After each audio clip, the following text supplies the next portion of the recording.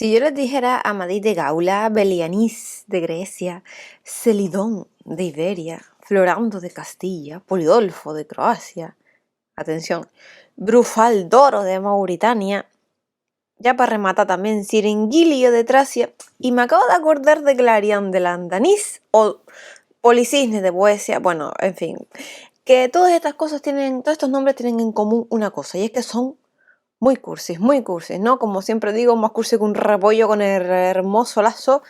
Y bueno, estos eran títulos de libros de caballería, pues que volvieron loco a Don Quijote, y todos se ajustan pues a un patrón, ¿no? Y es que aludían al nombre del protagonista, si nos damos cuenta, y también a la patria de sus heroicidades. Por eso Miguel de Cervantes pues no encontró un mejor lugar para las correrías del ingenioso hidalgo que La Mancha, porque ninguna región de España se prestaba tanto, ni era tan conocida del escritor para ser la patria de Don Quijote. Y en esto pues sí acertó, pero Don Miguel tuvo una metedura de pata, ¿no? Para Cervantes, el primer libro de caballerías impreso en España fue Amadís de Gaula, y muy seguro de sí mismo lo puso en boca de Pero Pérez, el cura amigo de Don Quijote, pero no fue así realmente, porque cuando Amadís de Gaula se pudo leer en España, ya existía pues desde hacía unos 10 años más o menos Tirante el Blanco, ¿vale? El error vino dado porque, bueno, Don Miguel conoció la edición castellana, impreso en Valladolid en 1511, pero la verdad es que este libro, pues de autor anónimo, ya se había editado en valenciano en 1490, con el título de Tirant lo Blanche. Y bueno, como lo decía el autor del Quijote, pues ya ustedes saben que esto va a misa.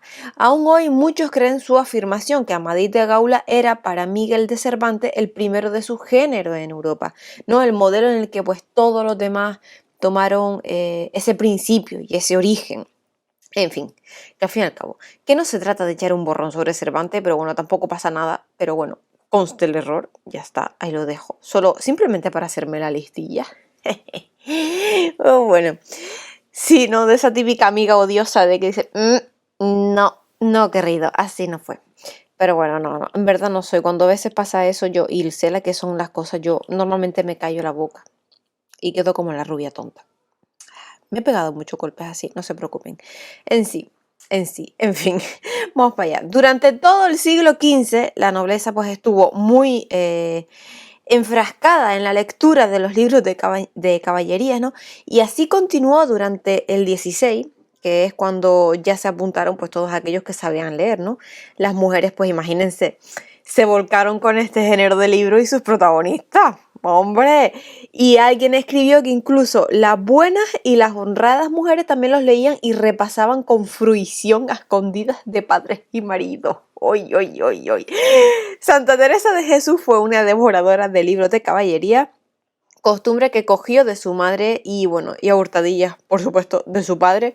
A Teresa se le fue la pinza como a Don Quijote, también hay que decirlo, porque con 8 o 9 años mezcló en su cabeza las aventuras de los caballeros con las vidas de los santos y enredó a su hermano Rodrigo, que era un año mayor que ella, para fugarse de casa, largarse a Tierra Santa, tierra de infieles, y que allí le dieran el martirio y lo descabezaran para que así pues su aventura la recogieran también los libros. O sea, la Quijotada de Teresa pudo la verdad que frenarla un tío de los niños que salió tras ellos, o sea, los pilló en el camino y los devolvió a casa de una oreja en plan, tira para allá, coño, tira para allá. Perdón por la palabra, pero normalmente se dice así. Las mujeres, pues, verdad que se volcaron especialmente los libros de caballería porque se volvían loquitas con los protagonistas, ¿no? Y las que sabían leer, las nobles, los devoraban pues a escondidas de padres y maridos, como había dicho.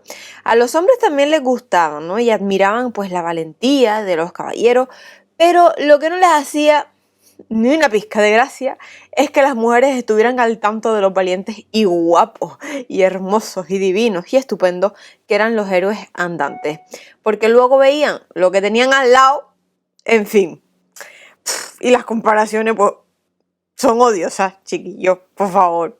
Don Quijote no fue el único que defendió pues como reales las historias de los caballeros andantes. O sea, gran parte de la gente se creían los libros de caballería pues a pies juntillas, ¿no? Los más ignorantes pensaban que como podían decir mentira, unos libros impresos con aprobación de los superiores y con privilegio real. De hecho, nuestro hidalgo no fue el único en el que se cebó la locura caballeresca. Hay varias referencias históricas sobre los perniciosos que eran la verdad para la mente los libros de caballería.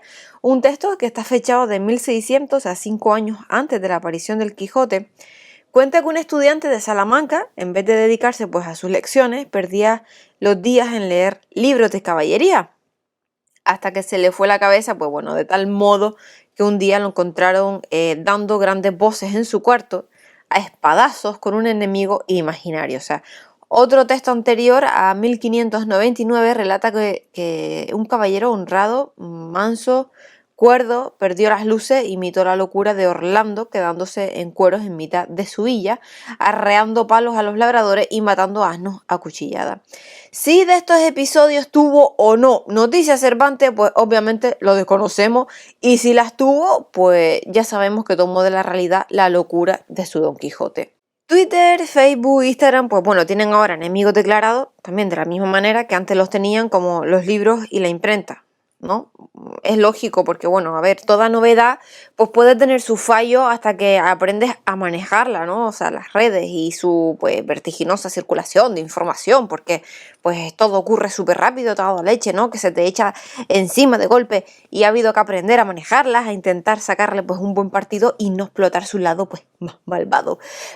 Pues lo mismo ocurrió con la imprenta, que empezó a escupir libros en aquel siglo XVI, que fue una explosión de información, de conocimiento, de diversión, y pues hubo que aprender a manejar tanta información. Si Don Quijote hubiera tenido Twitter, la Brigada de Investigación Tecnológica de la policía le habría, la verdad, que cerrado la cuenta antes de llegar a los 100 seguidores, porque seguro que aquello habría sido un incendiario. Los libros de caballería no solo se leían en casa o pues durante el hospedaje en mesones y venta, ¿no? También en el camino, durante los viajes.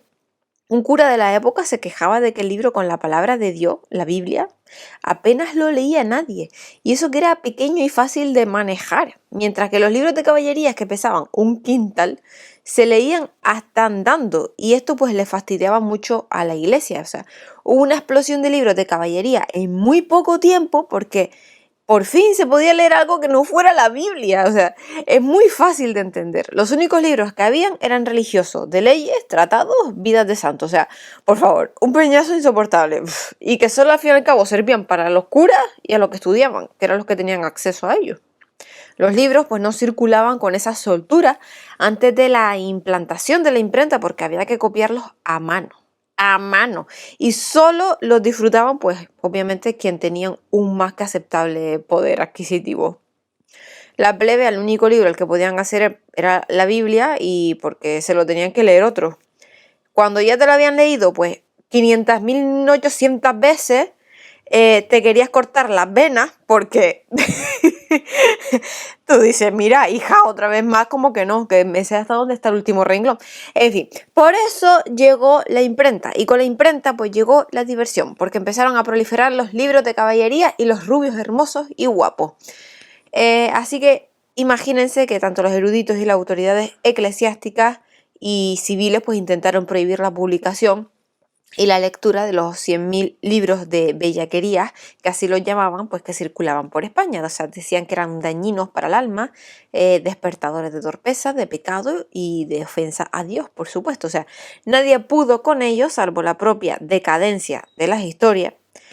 Cuando Cervantes dio el golpe de gracia por mano de su héroe, los libros de caballería ya agonizaban. O sea, Don Quijote solo puso, pues, ¿cómo decir?, el punto y final.